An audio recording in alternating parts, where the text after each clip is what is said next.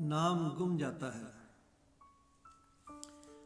बहुत नन्ही सी बच्ची से जो मैंने एक दिन पूछा, तुम्हारा नाम क्या है, तो वो बोली, मेरा तो नाम ही गुम हो गया है। तुम्हारा नाम ही गुम हो गया है, मगर कैसे?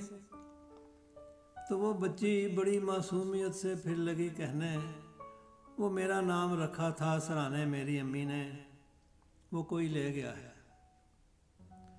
तो फिर मैंने कहा, शायद तुम्हारा नाम वर्दा था, और यही तो नाम अब गुम हो गया है।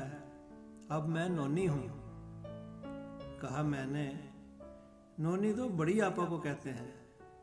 तो वो बोली कि उसका नाम मैंने ले लिया है। कहीं ऐसा नहीं तुम नाम अपना भूल बैठी हो? नहीं, भूली नहीं हूँ मैं। मेरा तो नाम वर्दा था जो अब गुम हो गया है। सुनो वर्दा, नहीं नोनी, तुम्हारा नाम मिल जाए तो उसको फिर ना खो देना। तुम्हारा नाम मिल जाए तो उसको फिर ना खो देना। यहाँ तो लोग अपना नाम पाने के लिए खुद को गंवा देते हैं, और तुम नाम ही अपना गंवा बैठी हो। बच्ची हो अभी, शायद ना समझोगी मेरी बातें। इन्हें तुम याद ही रखना कि सारा खेल ही बस नाम का है। नाम खो जाए तो कुछ बाकी नहीं रहता।